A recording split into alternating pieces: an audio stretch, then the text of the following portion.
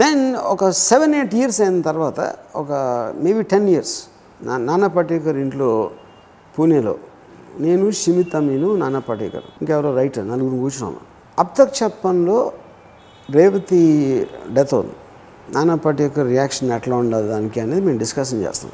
అప్పుడు నేను ఒక క్యారెక్టర్ బట్టి ఉంటుంది ఎప్పుడన్నా అది ఇది అని చెప్తా మా ఫాదర్ అప్పుడు జరిగింది ఏంటి అని నారేట్ చేస్తా. Suddenly start crying.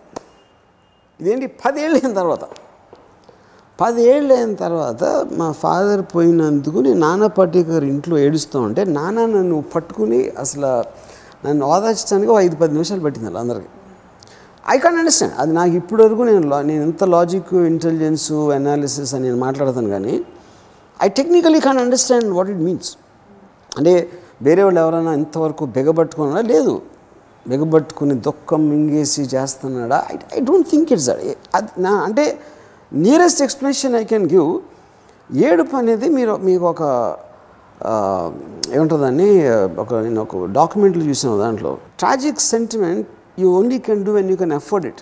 అంటే ఇప్పుడు వైల్డ్ యానిమల్స్ ఎప్పుడు ఏడవు, డొమెస్టిక్ యానిమల్స్. ఎందుకంటే ఏడిస్తే ఎవరో ఒకరు ఉన్నారు మనకి చేయటానికి, మనని కన్సోల్ చేయడానికి ఉన్నారు అన్నప్పుడే మనం ఏడుస్తాం. మనమే కన్సోల్ చేయాలన్నప్పుడు అది బ్లాక్ అయిపోతుంది. ఎందుకంటే నేను అక్కడ మా ఫాదర్ పోయినప్పుడు ఆపరేటివ్ సిచ్యువేషన్లో ఉన్నాను కాబట్టి I couldn't afford to cry. You know అది నేను కాన్షియస్గా ఆలోచించేసినాను కాదు. I was rising up to the occasion where I had to take things in control. So అప్పుడు ఏడుపు వైపు మా ఎమోషన్స్ డైవర్ట్ చేయడానికి అసలు టైం కానీ స్పేస్ కానీ ఎనర్జీ కానీ లేదు నా దగ్గర. అప్పుడు ఇన్ని సంవత్సరాలుగా టాపిక్ వచ్చి అగైన్ లీవ్డ్ ద సేమ్ థింగ్. ఇప్పుడు నేను సిచ్యువేషన్ కంట్రోల్ చేసిన అవసరం నాకు లేదు కాబట్టి I think I suddenly felt the emotion. అంత తప్పిస్తే నాకేమి వేరే లాజిక్ ఏమి అర్థం కావట్లేదు. 10 ఏళ్ళ తర్వాత ఎందుకు అవ్వాలి అనేది you know. So that was only time you cried. Yeah, I never ever cried otherwise. ఇంకోటి ఏంటంటే నాకు ఏడుపు అనేది చాలా ఐ కాంట్ స్టాండ్ ఏడుపు. ఎవరైనా ఏడిస్తే ఎవరు ఏడ్చినా ముఖ్యంగా పిల్లలు ఏడుపు అయితే అసలు అందుకని నాకు మనిషి పిల్లల కన్నా కుందేలు పిల్లలు ఎక్కువ ఇష్టం. ఎందుకంటే కుందేలు పిల్లలు ఏడవు, క్యూట్గా ఉంటే ముద్దు పెట్టచ్చు వాటికి. ఈ ముద్దు పెడితే ఏడుస్తే, ముద్దు పెట్టకపోతే ఏడుస్తాయి మనిషి పిల్లలు. చిన్నప్పుడు బేబీగా ఉన్నప్పుడు ఏడ్చారా? I'm sure that's what my mother tells me. కానీ అంటే అప్పుడు నేను కాన్షియస్గా లేను కాబట్టి నేను చాలా మట్టుకు యాక్ట్ చేసి ఉండని అనుకుంటున్నాను.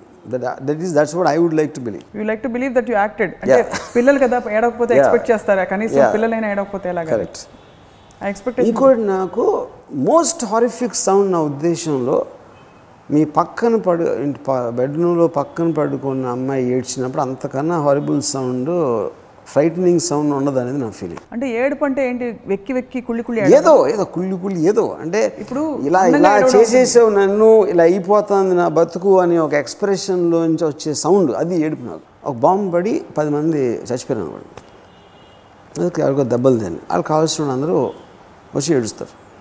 ఏడ్చి దీపాలు పెట్టి ఇది పెట్టి అది చేస్తారు. కానీ అదే టైంలో రెండో బాంబు కూడా 10 నిమిషాలు రావడానికి ఛాన్స్ ఉంది అంటే అప్పుడు ఏడిపోతుంది.